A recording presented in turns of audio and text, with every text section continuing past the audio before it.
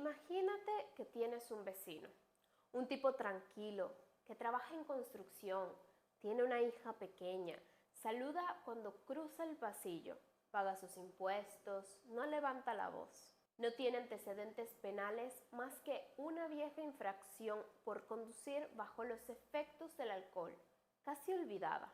Los agentes del FBI que lo interrogaron dijeron algo que nunca olvidaron. Estar en una sala con Israel Keyes era como estar sentado junto a tu vecino. Y luego, en otras ocasiones, se te erizaba el vello de la nuca. Ese hombre tranquilo, ese vecino invisible, confesó ante el FBI haber matado a 11 personas en al menos 9 estados distintos a lo largo de más de una década. Y cuando murió por su propia mano en una celda de aislamiento, se llevó los nombres de al menos 8 de esas víctimas consigo. 8 familias que todavía hoy no saben lo que le pasó a su hijo, a su madre, a su pareja. Este es el caso de Israel Keyes. Y si crees que ya sabes cómo funciona un asesino serial, este caso está a punto de redefinir todo lo que pensabas. Bienvenidos de nuevo, y si son nuevos por aquí, bienvenidos a Jessica Investiga. Yo soy Jessica y hoy hablaremos de Israel Keyes. Para entender a Israel Keyes, y digo entender y no justificar, hay que ir a donde todo comenzó. 1978, Richmond, Utah. Israel nace en una familia mormona, segundo de 10 hermanos, en el seno de lo que desde afuera parecía un hogar muy religioso y muy unido. Pero cuando la familia se muda al norte de Colville, en el estado de Washington, la imagen cambia. Se instalan en una cabaña de una sola habitación, sin electricidad, sin agua corriente. Los niños duermen en tiendas de campaña, cazan para comer, trabajan en granjas locales y la familia empieza a frecuentar iglesias con una ideología que va mucho más allá del protestantismo convencional. Se trata del llamado Christian Identity, una corriente supremacista blanca, antisemita y profundamente antigubernamental. Entre sus vecinos más cercanos está la familia Kehoe. Sus hijos, Kevin y Kanye Kehoe, serán condenados años después por una serie de asesinatos y atentados cometidos en nombre de la llamada Aryan People Republic. Israel Keyes, siendo adolescente, participa junto a ellos en mítines de resistencia civil. Absorbe ese mundo como una esponja, pero algo en él va más allá de la ideología. Ya en su adolescencia, Keyes empieza a notar que sus fantasías son radicalmente distintas a las de sus compañeros. Se aísla, deja de relacionarse. Los testimonios documentados de esa época son perturbadores. Desolla animales con una fascinación que incomoda a todos. Ata a un gato a un árbol y lo mata con un revólver. Lo describe después como algo entretenido. Y luego viene la ruptura, cuando Keyes declara abiertamente su ateísmo ante su familia. Sus padres lo expulsan de la casa y ordenan a sus hermanos que corten todo contacto con él. Libre de cualquier estructura que lo contenga, Keyes redirige su fascinación hacia el satanismo y comienza a diseñar algo que, en su cabeza, lleva años tomando forma. Un sistema para matar. El verano de 1997 o 1998, tiene entre 19 y 20 años, comete su primer ataque documentado cerca de Maupin, Oregon. Acecha a una joven, la agrede sexualmente a punta de cuchillo y luego, ante sus súplicas, decide no matarla. Ese arrepentimiento durará poco. Keyes interpreta esa decisión no como un acto de humanidad, sino como un error operativo. Dejó un testigo, alguien que podía describirlo. Llega a una conclusión fría y definitiva: en el futuro no habría sobrevivientes. De 1998 a 2001 sirve en el ejército de los Estados Unidos. Alcanza el rango de especialista E4. No hay homicidios documentados en este periodo, aunque confesó intentos de agresión durante permisos en el extranjero. En el 2001 recibe la baja del ejército y se instala en New Bay, Washington, en la reserva tribal Maca, donde trabajará como operario de mantenimiento durante 6 años, y es ahí donde comete su primer homicidio. El FBI lo sabe, pero no saben quién fue la víctima, ni dónde ocurrió, ni cómo murió. Solo saben que Israel Keyes, mirándolos directamente a los ojos durante los interrogatorios, respondió cuando le preguntaron si sus asesinatos comenzaron tras dejar el ejército. Sí, New Bay es un pueblo aburrido. Lo que hace a Israel Keyes diferente de casi cualquier otro asesino en serie en la historia de los Estados Unidos no es la violencia, es la planificación. El FBI tiene un programa llamado BICAP. Es un sistema de captura de crímenes violentos. Está diseñado para identificar patrones en crímenes que ocurren en distintos estados, conectar puntos que los departamentos locales no pueden ver. Keyes lo sabía y diseñó su sistema específicamente para burlar ese programa. ¿Cómo? Rompiendo todas las reglas que el análisis conductual usa para identificar a los asesinos seriales. Primera regla rota: la zona de confort geográfica. La mayoría de los asesinos operan cerca de donde viven. Keyes hacía exactamente lo contrario. Volaba en aerolíneas comerciales a estados donde no tenía vínculos, alquilaba vehículos comunes y conducía miles de kilómetros antes de actuar. Segunda regla rota: el perfil de la víctima. Los perfiladores criminales buscan el patrón en las víctimas: mismo sexo, misma edad, mismo tipo. Keyes no tenía tipo, ni sexo preferido, ni edad, ni raza, ni clase social. Elegía oportunidades, no personas. Priorizaba individuos solos o parejas en áreas remotas donde la respuesta policial era lenta. Tercera regla rota: la huella digital. Todos los gastos durante sus operativos se pagaban en efectivo. El efectivo lo obtenía robando bancos, con disfraces profesionales, en estados distintos a donde luego cometería sus crímenes. El FBI documentó al menos 4 robos confirmados. Uno de ellos, el Banco Comunitario de Tupper Lake, Nueva York, lo cometió al día siguiente de matar a Debra Feldman, a pocos kilómetros del lugar donde enterró su cuerpo. Otro en Axtell, Texas. Ocurrió un día después de la probable desaparición de una víctima en esa misma región. El robo no era un crimen aparte, era parte del sistema. Financiaba el siguiente operativo. Cuando iniciaba un desplazamiento hacia un objetivo, apagaba su teléfono y extraía la batería. Sin señal de celular, sin datos de ubicación, sin rastro. Pero lo más inquietante de todo esto, los kill kits. Meses o incluso años antes de preparar un crimen, Keyes enterraba recipientes herméticos, baldes de ferretería industrial en áreas naturales protegidas, parques naturales, cementerios, puntos de acceso a senderos de montaña. Dentro de estos baldes, armas de fuego desensambladas, municiones, silenciadores artesanales, bridas de plástico, cal y dinero en efectivo. Su lógica era impecable.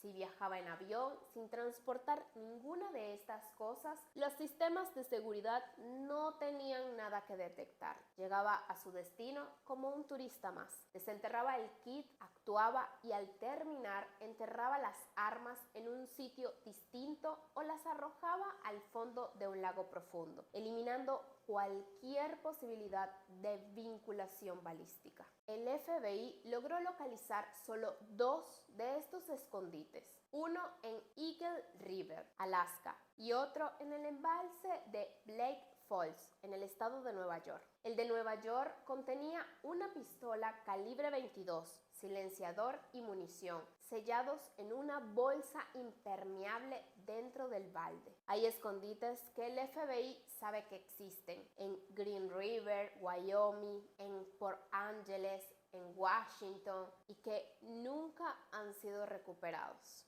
Este hombre no era impulsivo, era un sistema diseñado durante años, refinado con cada operación, ejecutado con la frialdad de alguien que considera esto un oficio. En más de 40 horas de interrogatorio con el FBI, Israel Keyes dijo algo que resume mejor que cualquier análisis lo que fue. Una vez que empecé, no había nada igual. De las 11 personas que el FBI cree que Israel Keyes mató, solo 3 tienen nombre confirmado. 3 familias que supieron lo que pasó. El resto todavía espera. William y Lorraine Currier, Essex, Vermont, junio del 2011. Bill Currier tenía 49 años, su esposa Lorraine 55. Eran una pareja de mediana edad. Keyes los había elegido sin conocerlos. Semanas antes, cuando pasaba por la zona, había evaluado vecindarios enteros buscando una casa con garage adjunto, sin alarma activa, sin perro, sin niños, un hogar vulnerable. Para el momento del ataque ya había desenterrado un kill kit que había enterrado 2 años antes en el Woodside Natural Area, a menos de 3 kilómetros de la casa de los Currier. Esa noche cortó las líneas telefónicas, entró sin hacer ruido, los redujo con bridas de plástico, los forzó a subir al vehículo familiar, los llevó a una granja abandonada que había seleccionado previamente. En el camino, Lorraine logró romper sus ataduras y trató de escapar a pie. Keyes la detuvo. En el sótano de esa granja mató a Bill de un disparo con un arma provista de silenciador y luego agredió sexualmente a Lorraine antes de estrangularla. Los 2 cuerpos fueron colocados en bolsas de basura en ese sótano. Meses después, los propietarios de la granja la demolieron sin saber lo que contenía. Los escombros fueron trasladados al vertedero de Coverty. Los restos de William y Lorraine Currier nunca fueron encontrados. Necesito detenerme aquí un momento, porque hay algo en este caso que muchas veces se pierde entre los datos forenses y la cronología de los crímenes. Bill y Lorraine Currier no eran un expediente, eran una pareja que esa noche durmieron creyendo que estaban seguros en su casa, en su ciudad, en su vida, y alguien que nunca los había visto antes decidió que eso no importaba. Eso es lo que hace que este caso sea tan difícil de procesar. Ahora vamos con Samantha Koenig. 1 de febrero del 2012. Samantha tenía 18 años. Trabajaba en un kiosco de café llamado Common Grounds en Tudor Road, Anchorage. Era su turno de cierre aquella noche. Con Samantha, Keyes rompió su regla más importante: nunca actuar donde vives. Llevaba años en Anchorage. La gente lo conocía. Su hija iba a la escuela. Tenía clientes en su negocio de construcción. Y aún así, esa noche se acercó al kiosco con una pistola. La secuestró, la llevó a un cobertizo en el patio de su propia casa y la mató horas después.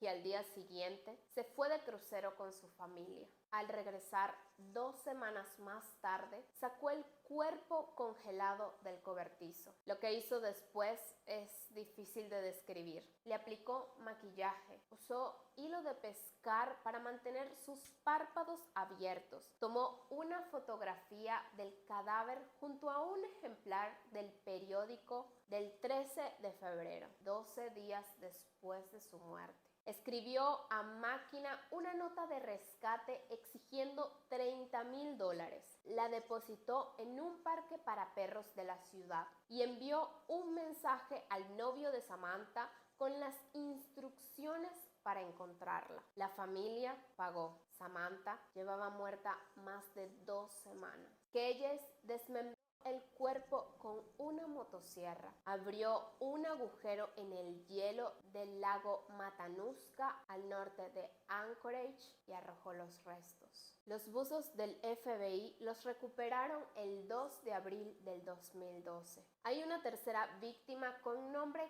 casi confirmado, Debra Feldman, una mujer de 48 años desaparecida de Hackensack, Nueva Jersey, el 8 de abril del 2009. Keyes admitió haber raptado a una mujer de la costa este al día siguiente y haberla enterrado en las inmediaciones del área de Tupper Lake, en Nueva York. En sus dispositivos se encontraron búsquedas específicas sobre el caso de Feldman. Cuando los investigadores le mostraron su fotografía, su comportamiento cambió radicalmente y se negó a hablar. El FBI la clasifica como víctima altamente probable. Su cuerpo nunca fue encontrado.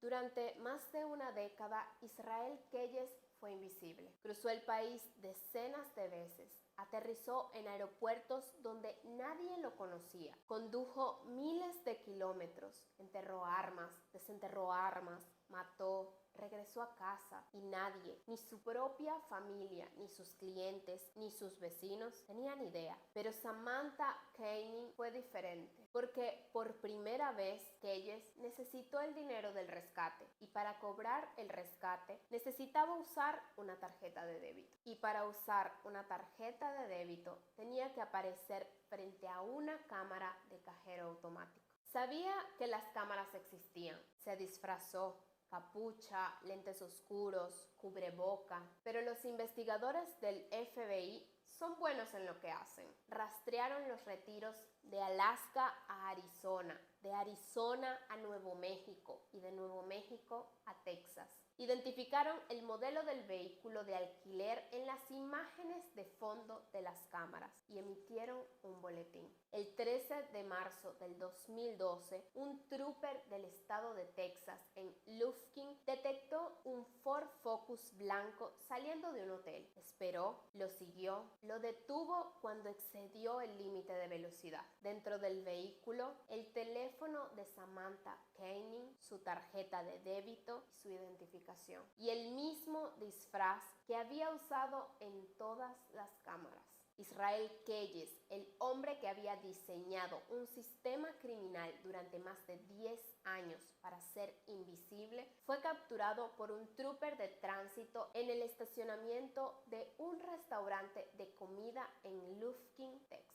Durante los meses siguientes, el FBI conduce más de 40 horas de interrogatorio. Keyes habla, pero a su manera. Revela lo suficiente para confirmar la magnitud de sus crímenes, pero retiene los nombres, las ubicaciones, los detalles que darían a las familias una respuesta. Tenía una agenda. Quería la pena de muerte a cambio de revelar los nombres restantes. Quería que el proceso fuera rápido y sin exposición pública y mencionó más de una vez a su hija. Keyes tuvo una hija durante sus años en eBay. Cuando lo arrestaron, ella tenía alrededor de 10 años. No sabía nada de lo que su padre era y él, el hombre que había planificado 11 asesinatos con precisión quirúrgica, que había cruzado el país durante una década sin dejar rastro, dijo que no quería que ella viera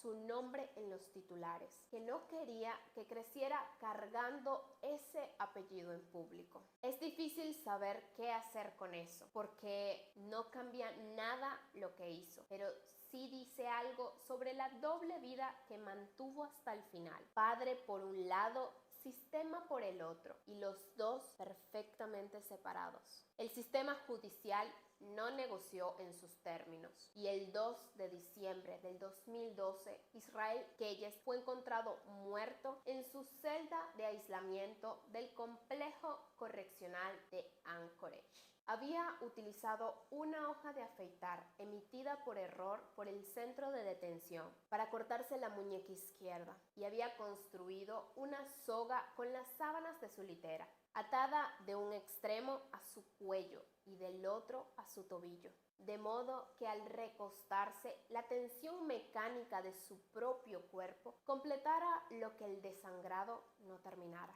No fue un impulso, fue el último plan de un hombre que planificaba todo.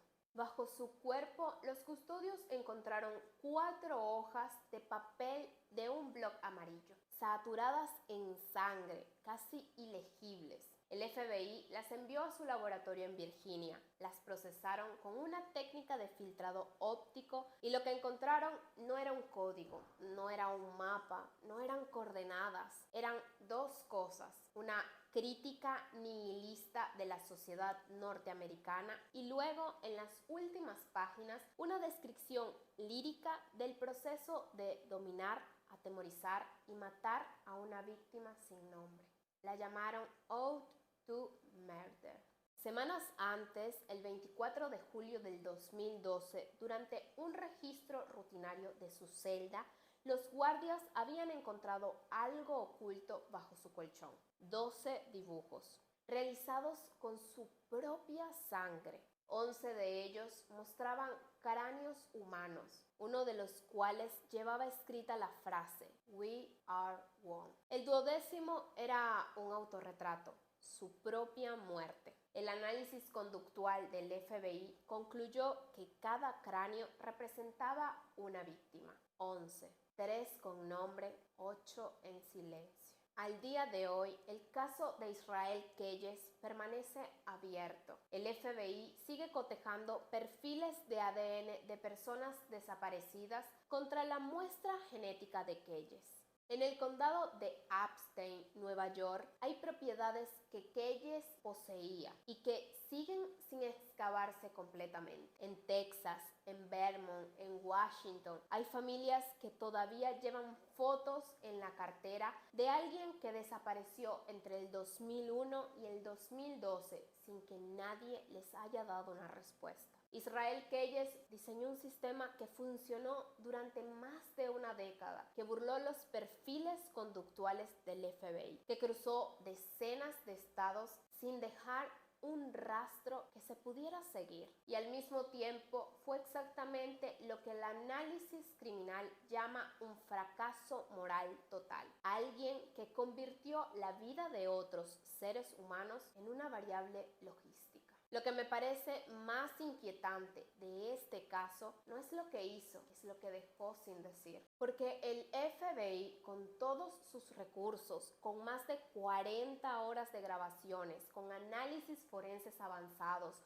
con búsquedas subacuáticas y excavaciones, todavía no sabe quiénes son las 8 de las 11 víctimas de Israel Keyes. Y mientras ese silencio continúa, hay familias que no pueden llorar a los suyos, que no pueden cerrar un ciclo. Eso para mí es la parte más aterradora de este caso. No el asesino, el vacío que dejó. Porque hay 11 historias en este caso y solo 3 tienen final. Yo les pregunto a ustedes, ¿creen que el FBI algún día va a identificar a las 8 víctimas que siguen sin nombre? ¿O este caso va a quedar para siempre en ese silencio que Keyes diseñó tan cuidadosamente? Déjenme su opinión en los comentarios. Me interesa mucho saber qué piensan. Y si este episodio les hizo pensar, compártanlo con alguien que también investigue. Cada vez que comparten un episodio, este canal llega a más personas que merecen conocer estas historias. Y si todavía no están suscritos, este es el momento. Activen la campanita para no perderse el próximo caso. Nos vemos en el próximo caso y recuerda, mantente siempre investigando.